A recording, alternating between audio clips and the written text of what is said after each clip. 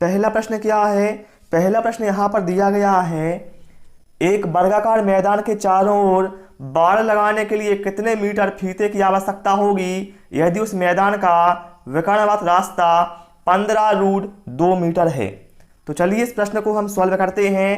प्रश्न में हमसे कहा गया है, क्या कहा गया है कि एक वर्गाकार मैदान है, मान लीजिए ये मैदान हो गया, ठीक है, जिसके चारों ओर हमें क्या है, यहाँ पर बाड़ लगाना है, ठीक है। और कहा गया है कि जो विकर्णवत रास्ता है, मान लीजिए ये रास्ता है, इसकी लंबाई कितनी है, 15√2 मीटर है, ठीक है। मतलब हम कह सकते हैं कि जो वर्ग का विकर्ण है उसकी लंबाई हमें दी हुई है, कितनी दी है, विकर्ण की लंबाई 15√2 मीटर दी है, ठीक है।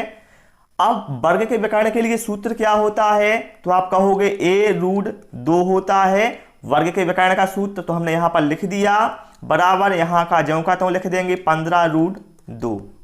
अब देखिए √2 से क्या है, √2 कैंसिल हो जाएगा, तो यहां पर हमारे क्या मिलेगा, a बराबर 15 मीटर।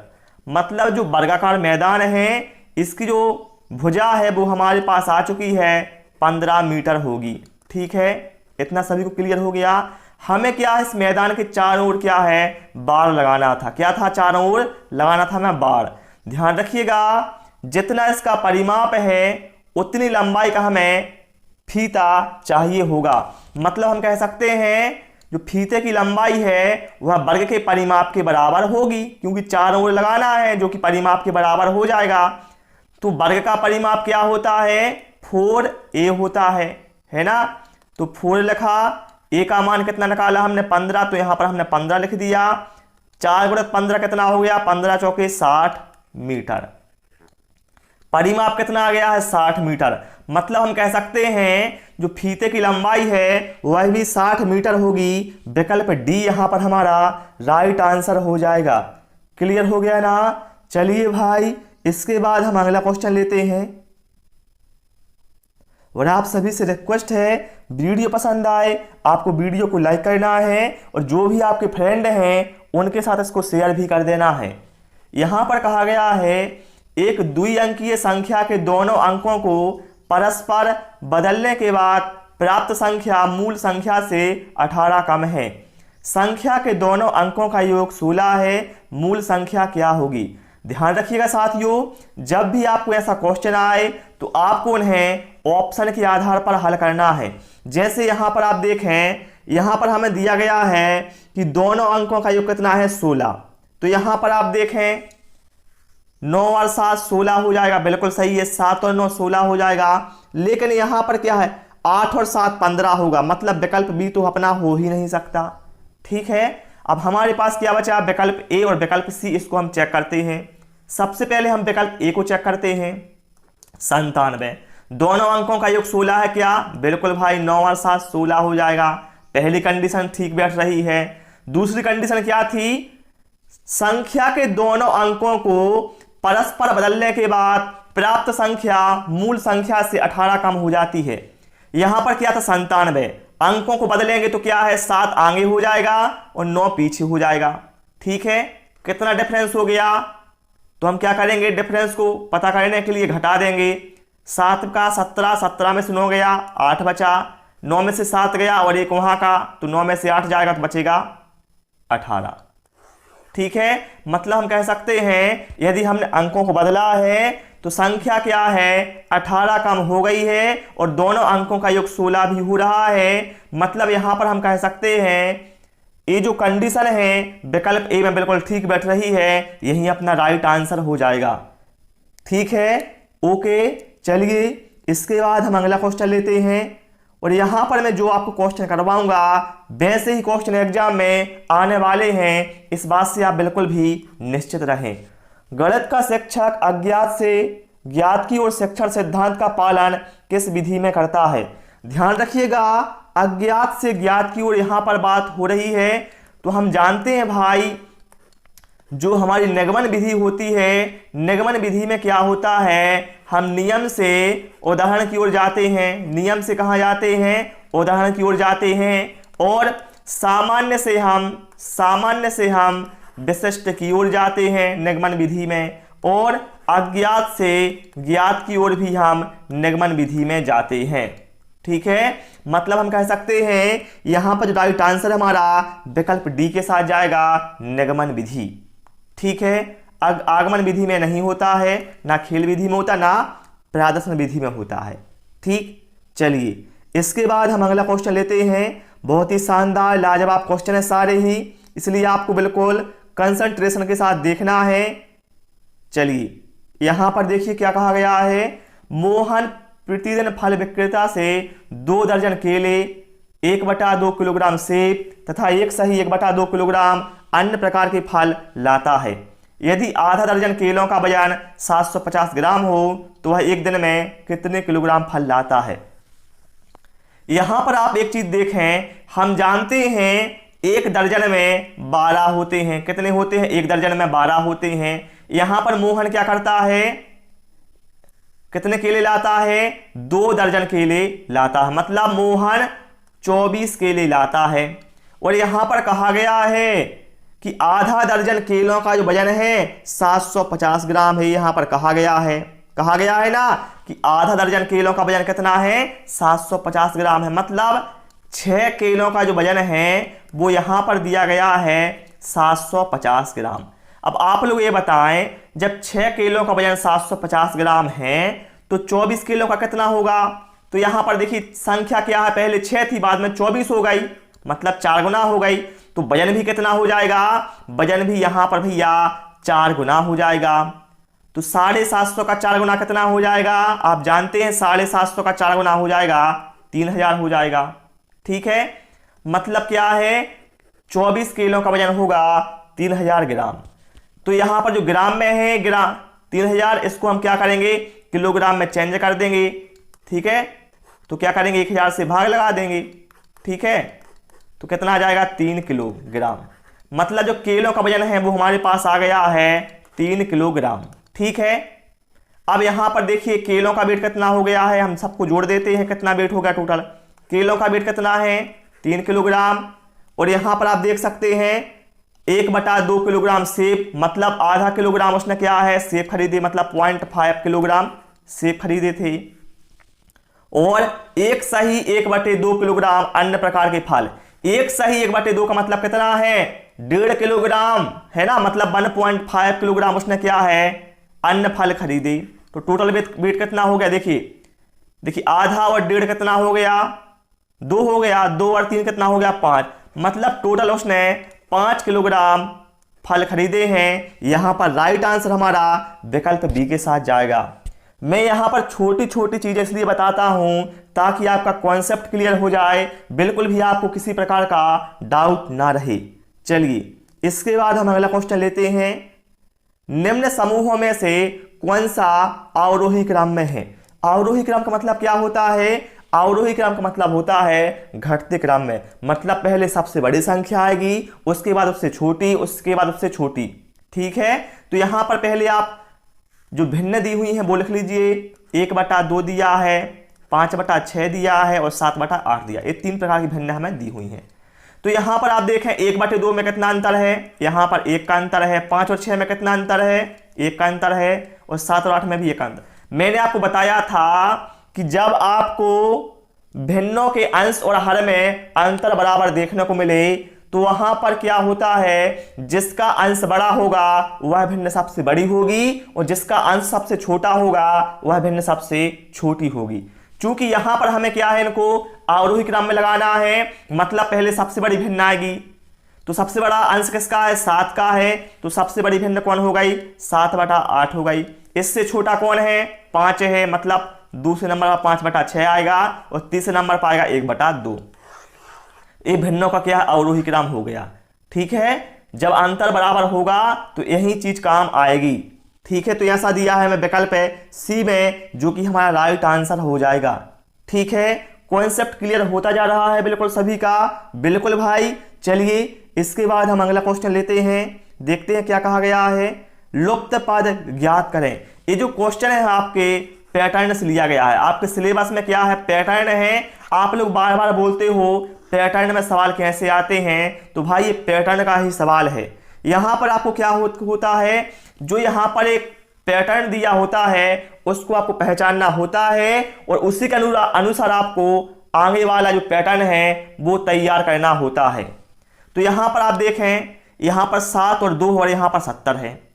तो यहां पर हम एक चीज देखें, 7 और 2 का गुणा करेंगे तो कितना आ जाएगा, 14 आ जाएगा, ठीक है। लेकिन यहां पर 70 है, लेकिन यदि हम भैया 14 में गुणा कर दें 5 का तो हमें 70 मिल जाएगा ना, ठीक है। इसी तरह से यहां भी हो सकता है। देखिए 11 में यदि हम यहां पर देखें, विकल्प बी में दिया है 3, यदि हम यहां पर 3 होता तो हम 11 में 3 का गुणा करते तो कितना हो जाता, 11 3 33 हो जाता ना। फिर यदि हम 33 में गुणा कर देते 5 का तो कितना हो जाता, 165 हो जाता। मतलब यहां पर 3 आएगा, ये बिल्कुल यहां पर सही बैठ रहा है। जो पैटर्न नीचे काम कर रहा था वहीं ऊपर काम कर रहा है। तो यहां पर राइट आंसर किसके साथ जाएगा, हमारा विकल्प बी के साथ जाएगा, यहां पर 3 आएगा, ठीक है। चलिए इसके बाद हम अगला क्वेश्चन लेते हैं। अब यहां पर देखिए 7:15 शाम से 3 घंटा 53 मिनट का पहले समय क्या था। देखिए इस प्रश्न को आपको मैं ऐसा चीज बताने वाला हूं कि ऐसा भी सवाल आ जाए आप कभी गलत नहीं कर सकते। देखिए यहां पर कितना है, जो समय दिया है पहले वो लिख लो, 7:15 मिनट की बात हुई है। इससे 3 घंटा 53 मिनट पहले समय क्या था, तो जितने घंटा पहले पूछा गया है उतने आपको घटा देना है। 3 घंटा 53 मिनट पहले से निकालना है तो हम 3 53 इसमें से घटा देंगे। ध्यान रखिएगा, घंटे में से घंटा घटेगा और मिनट में से मिनट घटेगा। देखिए 7 घंटे में से 3 घंटा घट जाएगा, सही बात है। लेकिन यहां पर आप देखें 15 मिनट में से 53 मिनट नहीं घटेगा। तो आप क्या करेंगे, जो यहां पर 7 घंटा है यहां से 1 घंटा निकाल लेंगे। 7 घंटे में से हमने 1 घंटा निकाला तो यहां बचा 6 घंटा, और जो 1 घंटा हमने निकाला है उसको हम क्या करेंगे, 15 मिनट में जोड़ देंगे। 1 घंटा निकाला है मतलब हमने 60 मिनट यहां से निकाला है, तो उसको हम 15 में जोड़ेंगे तो 60 और 15 कितना हो गया, 75 हो गया, ठीक है। बाकी आप नीचे का आप जो कहते हो आप लिख सकते हैं, घटाने के लिए 3 53। हमने ऐसा इसलिए किया यहां पर ताकि हमें घटाने में आसानी हो। बात वही है, घंटे को यहां से निकालकर मिनट में हमने जोड़ दिया, ठीक है। अब आप यहां पर आसानी से घटा सकते हैं। 6 में से 3 जाएगा, 3 बचेगा। फिर यहां पर 5 में से 3 जा गया, 2 बचा। 7 में से 5 गया, 2 बचा। मतलब 3 22 यहां पर अपना राइट आंसर हो जाएगा। जो विकल्प बी में दिया है ये अपने यहां पर राइट आंसर हो जाएगा। एक कॉन्सेप्ट आप सीख लो, कैसा भी सवाल आ जाएगा, कितना ही कठिन होगा, आप उसको आसानी से कर सकते हैं, ठीक है। चलिए इसके बाद हम अगला क्वेश्चन लेते हैं। यहां पर हमें कहा गया है, एक संख्या दी हुई है 1,32,943 के 1,00,000वें व 10,000वें स्थान वाले अंकों को परस्पर बदल दिया जाए तो नई संख्या मूल संख्या से कितनी अधिक हो जाएगी। पहली बात तो आप यहां पर जो संख्या दी गई है उसको लिखें। संख्या की क्या दी गई हमें, 1,32,943। इकाई दहाई सभी को आता होगा, ठीक है। देखिए इकाई हो गया, ये दहाई, ये सैकड़ा, ये हजार, ये 10,000 और ये लाख। तो यहां पर क्या कहा गया है, 1,00,000 भी मतलब 1,00,000 पद ये हो गया, ठीक है। 1,00,000 अंक क्या होगा, ये हो गया। और 10,000 वाले 10,000 ये हो गया, ठीक है। क्या हुआ, देखिए ये हो गया हमारा 1,00,000 वाला अंक और ये हो गया हमारा 10,000 वाला अंक है ना। इकाई दहाई के हिसाब से 10,000 के स्थान पर आ रहा है। तो यहां पर क्वेश्चन में कहा गया था जब इन अंकों को आपस में बदल दिया जाता है तो जो नई संख्या बनेगी वह मूल संख्या से कितनी अधिक हो जाएगी। तो पहली बात तो इन दोनों अंकों को हम बदलते हैं। 3 की जगह पर हम 1 लिख देंगे और 1 की जगह पर 3 लिख देंगे, ठीक है। हमने अंकों को यहां पर बदल दिया, ठीक है। अब यहां पर आप देखें डिफरेंस कितना हो गया है दोनों संख्याओं में। तो इसको पता करने के लिए आप क्या करेंगे, जो नई संख्या है उसमें से आप जो पुरानी संख्या थी उसको घटा देंगे तो पता चल जाएगा कितना ये अंतर आ गया है। देखिए घटाइए, 0 0 0, यहां पर 0, यहां पर 31 में से 13 जाएगा तो कितना 18। आप देख सकते हैं यदि हमने ऐसा किया है तो यहां पर आप देख सकते हैं 1,80,000 ये संख्या अधिक हो गई है, जो नई संख्या आई हुई है। तो यहां पर राइट आंसर हमारा विकल्प ए के साथ जाएगा। ऐसे क्वेश्चन आपके एग्जाम में आने वाले हैं, ठीक है। चलिए भाई, इसके बाद हम अगला क्वेश्चन लेते हैं। चलिए, यहां पर क्या कहा गया है, ऋतिक एक टब में 15 डेकालीटर पानी भरता है तथा टब के 1/4 पानी से वह स्नान कर लेता है। बताइए कि टब में कितने लीटर पानी शेष रह जाता है। पहली बात तो यहां पर आप देखें, यहां पर जो क्वेश्चन में दिया गया है वो डेकालीटर में है और यहां पर जो विकल्प दिए गए हैं वो यहां पर लीटर में है। तो सबसे पहले आपको क्या करना है, जो यहां पर एक डेकालीटर है इसको आपको लीटर में चेंज करना है। तो आप कैसे करोगे, देखिए आप एक चीज ध्यान रखिए, ध्यान से देखिए इसको। एक डेकालीटर बराबर होता है 10 लीटर। ये ध्यान रखें, एक डेकालीटर बराबर कितना होता है, 10 लीटर होता है। तो यहां पर कितना दिया है, मैं 15 डेकालीटर। तो 15 डेकालीटर बराबर कितना हो जाएगा, 15 डेकालीटर बराबर कितना हो जाएगा, 15 गुणित 10, क्योंकि एक डेकालीटर का मान होता है 10 लीटर। तो 15 गुणित 10 मतलब कितना हो गया, 150 लीटर। ये हमारे पास पता चल गया हमें कि टब है उसमें 150 लीटर पानी है। कितना है, 150 लीटर पानी है, ठीक है। अब ऋतिक भैया ने क्या किया, इस टब के 1/4 पानी से स्नान कर लिया। कितना कर लिया, 1/4 पानी से स्नान कर लिया। तो 150 का 1/4 कितना हो जाएगा, वो आप देखिए, 150 का 1/4 से इसने स्नान कर लिया। चलिए अब इसको देखिए कितना हो गया, तो ये भाग दीजिए 150 में आप 4 का, 4 3 12, बचेगा कितना, बचेगा 3, हो जाएगा कितना 30, 4 7 28, बचेगा 2, भाग नहीं जाएगा तो भागना जाति का 0, यहां दशमलव लग जाएगा तो यहां 20 हो जाएगा, 4 5 20। मतलब 150 का जो 1/4 हिस्सा है वह होगा 37.5 लीटर। मतलब इतने पानी से उसने क्या है, स्नान कर लिया है। तो बताना है कि टब में कितना पानी शेष रह गया है। अब तो बहुत आसान है भैया, टब में टोटल पानी था 150 लीटर, जिसमें से क्या है 37.5 लीटर से उसने स्नान कर लिया। तो कितना बचा, तो बस घटा दो उसको, 150 में से घटा दो आप 37.5, ठीक है। तो कितना आ जाएगा, तो हमारे पास आ जाएगा 112.5, 112.5 आ जाएगा, है ना। तो ऐसा दिया है विकल्प सी में 112 सही 1/2 लीटर, मतलब 112.5 लीटर। विकल्प सी यहां पर हमारा राइट आंसर हो जाएगा। समझ गए ना, मैंने यहां पर कॉन्सेप्ट किया था ए वाला कि डेका लीटर को लीटर में आखिर कैसे चेंज करते हैं, इसको आप ध्यान रखिएगा। एक डेका लीटर बराबर होता है 10 लीटर। ये जो क्वेश्चन है साथियों आपके बहुत ही शानदार हैं, ठीक है। चलिए अगला क्वेश्चन देखते हैं। दो संख्याओं का योग और गुणनफल क्रमशः 15 और 56 है, तब उनके व्युत्क्रमों का योग क्या होगा। ये क्वेश्चन भी एग्जाम में क्या है, बार बार ट्रेंड करता है। मान लीजिए हमने दो संख्याएं x और y थी, ठीक है। अब क्या कहा गया है, उनका योगफल कितना है, 15 है। मतलब x प्लस y का मान कितना है, 15, ये कहा गया है क्वेश्चन में।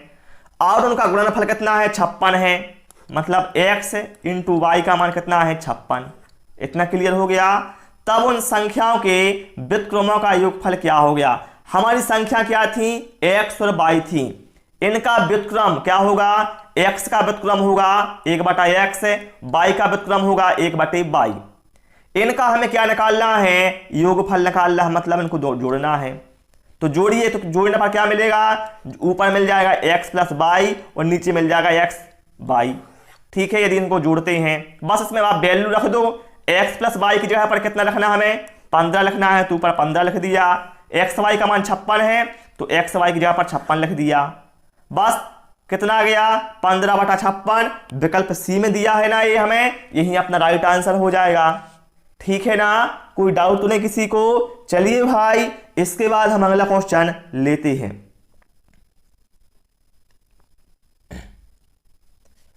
एक विद्यार्थी 8 मीटर चौड़े तथा 10 मीटर लंबे आयत का परिमाप निम्न क्रिया द्वारा निकालता है। 10 धन 8 धन 10 धन 8 बराबर 36 मीटर। विद्यार्थी का हल किस शिक्षण विधि पर आधारित है? तो यहां पर आप देखें, चूंकि विद्यार्थी ने यहां पर किसी प्रकार का सूत्र यूज नहीं किया है परिमाप निकालने के लिए, तो आपका निगमन विधि तो नहीं होगा, क्योंकि निगमन विधि में क्या है, सूत्र का उपयोग होता है। ठीक है, ना यहां पर कोई विश्लेषण किया है, बल्कि उसने क्या है, वह है उदाहरण से नियम की ओर गया है। मतलब उसको पता है कि परिमाप में क्या होता है, परिमाप में चारों भुजाओं का योग होता है, तो परिमाप निकल आता है ना। मतलब वहां पर इसने आगमन विधि का यूज किया है। ठीक है, चलिए इसके बाद हम अगला क्वेश्चन लेते हैं। कहा गया है यहां पर 4 मीटर लंबाई, 2.5 मीटर चौड़ाई तथा 1.5 मीटर ऊंचाई की टंकी में कितने किलोग्राम पानी आएगा? सबसे पहले आपको क्या है, टंकी का आयतन निकालना है। क्या निकालना है आपको? टंकी का आयतन निकालना है। तो आयतन कैसे निकलेगा? लंबाई गुणित चौड़ाई गुणित ऊंचाई। लंबाई कितनी है? 4। चौड़ाई कितनी है? 2.5 मीटर। ऊंचाई कितनी है? 1.5। इसका आप गुणा कीजिए। सबसे पहले आप एक काम करें, 4 का गुणा करें 2.5 में। देखिए 2.5 का मतलब क्या होता है, आप इसे अपनी भाषा में समझें। 2.5 का मतलब होता है 2.5। ठीक है, तो 4 का यदि आप 2.5 गुना करेंगे तो कितना हो जाएगा? देखिए 4 का 2 गुना कितना होता है? 8 होता है ना। और 4 का 2.5 गुना कितना हो जाएगा? 10 हो जाएगा। ठीक है, 4 का हमने गुणा किया 2.5 में, 10 हो गया। फिर इसका गुणा होगा 1.5 में। देखिए 1.5 का मतलब क्या है? 1.5 गुना। 10 का 1.5 गुना कितना हो जाएगा? 10 का 1.5 गुना हो गया 15। मतलब हम कह सकते हैं यदि हम तीनों का गुणा करेंगे तो हमें मिलेगा 15। ठीक है, हमारे पास क्या है, टंकी का आयतन आ गया है 15 घन मीटर। अब आपको एक चीज ध्यान रखना है, ध्यान रखिएगा, 1 घन मीटर में 1000 किलोग्राम पानी आता है। क्या आता है? 1 घन मीटर में आता है 1000 किलोग्राम पानी। तो 15 घन मीटर में कितना पानी आएगा? तो आपको क्या करना पड़ेगा, इसमें गुणा करना पड़ेगा 1000 का, तो कितना हो जाएगा? 15,000 किलोग्राम हो जाएगा। मतलब हम कह सकते हैं ये जो टंकी है इसमें 15,000 किलोग्राम पानी आएगा। विकल्प सी यहां पर हमारा राइट आंसर हो जाएगा। देखिए यदि आपको यहां पर कठिनाई हो रही है गुणा में, तो आप इसको ऐसा भी कर सकते हैं। देखिए यहां पर दूसरा तरीका बताता हूं। 4 लिखा, यहां पर कितना है? 2.5, मतलब इसको लिख सकते हैं अपन 5/2, क्योंकि 2.5 है। ठीक है, और यहां पर 1.5 है, 1.5 को लिख सकते हैं अपन 3/2। ऐसा भी कर सकते हैं। फिर आप क्या करते? 2 दूनी 4, इसको काट देते, 2 से 2 काट देते, ऊपर क्या बचता? 5 गुणित 3 मतलब 15 बचता। तो इस तरीके से भी आप यहां पर कर सकते हैं। जो भी आपको ठीक लगे वैसा आप कर लेना। चलिए इसके बाद हम अगला क्वेश्चन लेते हैं। अब देखें यहां पर बहुत ही शानदार लाजवाब क्वेश्चन है। चित्र में ओ वृत्त का केंद्र है। ये जो ओ है ये क्या है? वृत्त का केंद्र है। ठीक है, जीवा ए बी बराबर 4 सेंटीमीटर। जो ए बी है कितनी है? 4 सेंटीमीटर है। तथा त्रिज्या ओ ए बराबर 4 सेंटीमीटर। जो त्रिज्या है ना ओ ए कितनी है? ओ ए भी क्या है? 4 सेंटीमीटर है। ठीक है, वृत्त पर एक बिंदु सी है। एक बिंदु क्या है? यहां पर सी है। जो तो कोण ACB का मान कितना होगा? कोण ACB का मान कितना होगा? यहां पर आप एक चीज समझें, देखें यहां पर जो AB का मान है वो हमें दिया है एग्जाम में कितना, यहां पर क्वेश्चन में कितना दिया है? AB का मान हमें दिया है 4 सेंटीमीटर। और O से लेकर A तक की जो दूरी है इसका मान भी हमें दिया है कितना? 4 सेंटीमीटर। तो देखिए जितनी लंबाई OA की होगी उतनी लंबाई कितनी होगी? OB की लंबाई भी यहां पर 4 सेंटीमीटर होगी, क्योंकि यहां पर आप देख सकते हैं ये क्या है? वृत्त की त्रिज्या है। और आप जानते हैं वृत्त की त्रिज्या से मतलब वृत्त के केंद्र से परिधि के किसी भी बिंदु पर जो दूरी होती है वह बराबर होती है।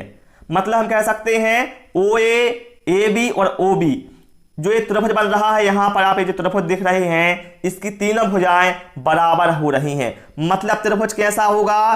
त्रिभुज यहां पर समबाहु त्रिभुज होगा। और समबाहु त्रिभुज के जो कोण होते हैं वह बराबर होते हैं समबाहु त्रिभुज के जो तीनों कोण होते हैं वह 60-60 अंश के होते हैं। ठीक है, तो यहां पर आप ध्यान रखिएगा, जो यहां पर हमने कोण निकाल लिया है 60-60 अंश है, इसको पहले अलग कर देता हूं। हमने कोण फाइंड निकाल लिए कि इसके कोण कितने होंगे, 60-60 अंश के होंगे। ध्यान रखिएगा, जितना यहां पर जो कोण बन रहा है ओ पर ए वाला, और जो सी पर बन रहा है सी का जो कोण है वह इसका आधा होता है, ये परिमेय होता है, आपने पहली कक्षा में पढ़ा होगा। मतलब यहां पर 60 है तो यहां पर कितना होगा, 30। यदि यहां पर 100 होता तो यहां पर 50 होता।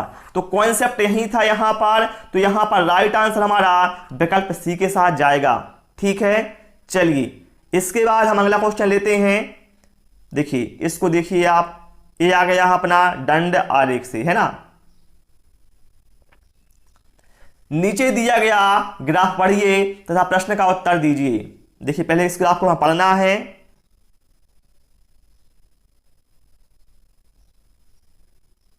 यहां पर क्वेश्चन पूरा टाइप नहीं हो पाया है, इसलिए इस क्वेश्चन को हम छोड़ देते हैं।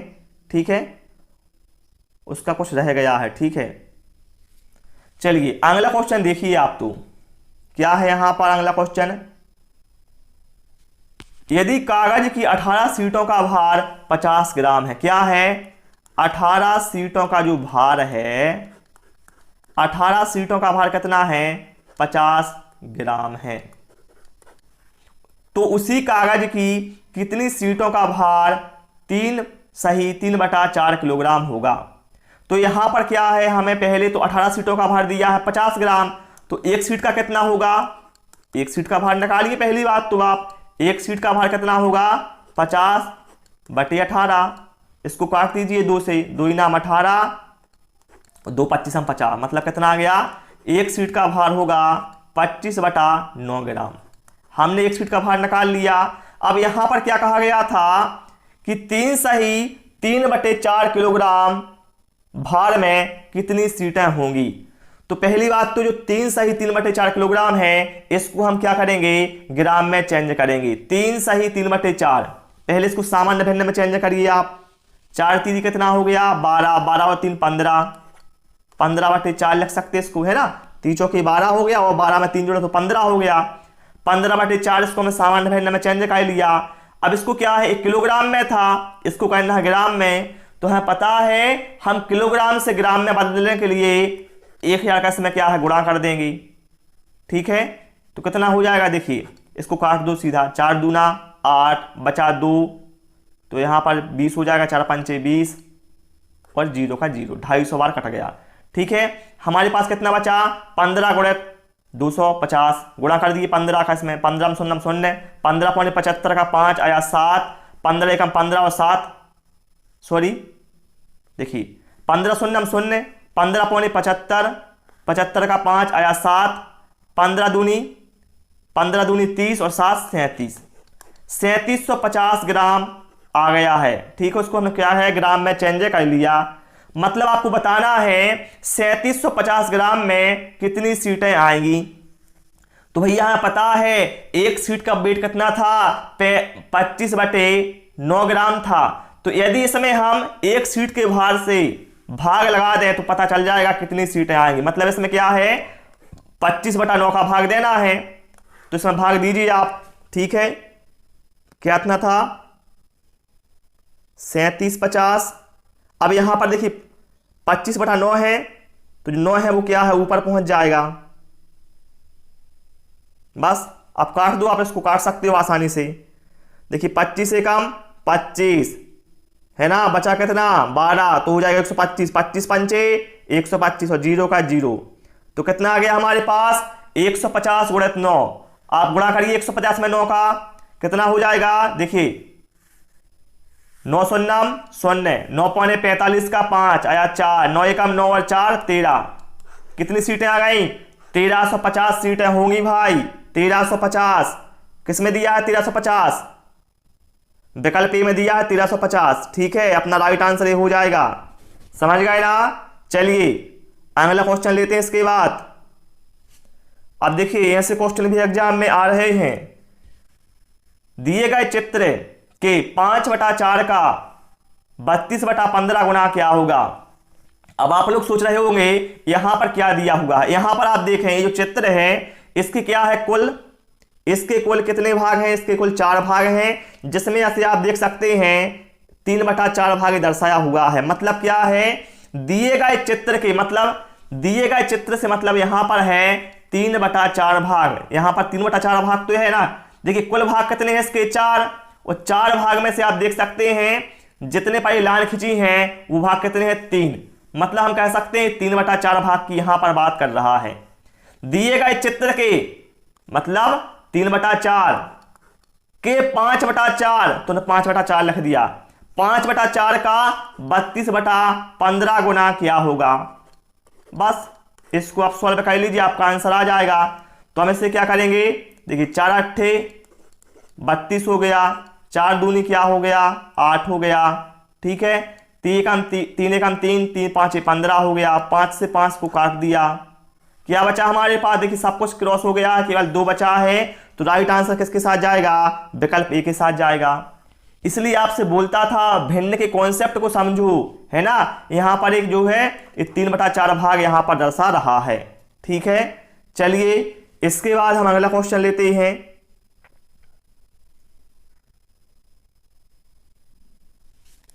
एक तांबे के तार को वर्ग के आकार में मोड़ने पर वह 121 वर्ग सेंटीमीटर क्षेत्रफल घेरता है। यदि इसी तार को वृत्त के आकार में मोड़ा जाए तो वृत्त का क्षेत्रफल क्या होगा। अब देखें यहां पर तांबे का तार है, ठीक है, वर्ग के आकार में मोड़ने पर वह 121 वर्ग सेंटीमीटर क्षेत्रफल घेरता है। देखिए वर्ग का क्षेत्रफल कितना होता है, ए स्क्वायर होता है। और यहां पर कहा गया है कि जो तांबे का तार है यदि उसको वर्गाकार आकार में मोड़ते हैं तो 121 वर्ग सेंटीमीटर क्षेत्रफल लेता है। मतलब ए इसके बराबर कितना आ जाएगा 121। तो ए बराबर कितना हो जाएगा, इस पर रूट लग जाएगा 121। 121 का वर्गमूल कितना होता है 11 होता है। मतलब ए का मान हमने निकाल लिया, कितना आ जाएगा 11 आ जाएगा, ठीक है। क्लियर हो गया ना इतना। चलिए अब देखिए यदि इसी तार को वृत्त के आकार में मोड़ा जाए तो वृत्त का क्षेत्रफल क्या होगा। देखिए यहां पर हमने ए का मान तो निकाल लिया है।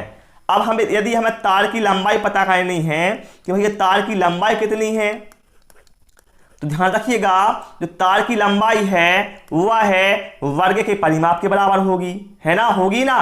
क्योंकि जितनी लंबाई है उतने में ही तो हम उसको मोड़ रहे हैं। मतलब क्या है, तार की लंबाई वर्ग के परिमाप के बराबर होगी। तो परिमाप कितना होता है इसका 4a होता है। तो 4 लिखा और a का मान यहां पर निकाल चुके हैं 11। तो कितना हो गया 44। मतलब तार की लंबाई कितनी हो गई हमारे पास 44 सेंटीमीटर आ गई, ठीक है। ये तार की लंबाई आ गई। अब कहा गया है यदि इसी तार को वृत्त के आकार में मोड़ा जाए तो वृत्त का क्षेत्रफल क्या होगा। देखिए तार की जो लंबाई आ गई यहां पर 44 सेंटीमीटर। अब इसको क्या करना है, वृत्त के आकार में मोड़ना है तो वृत्त का क्षेत्रफल बताना कितना होगा।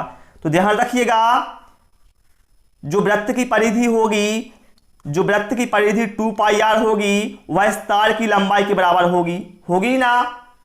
अब यहां पर देखिए 2 लिखा, पाई का मान 22/7 लिखा, आर ज्यों का त्यों बराबर 44। अब देखिए यहां पर हम काट सकते हैं 22 दूना 44, 2 से 2 काट दिया।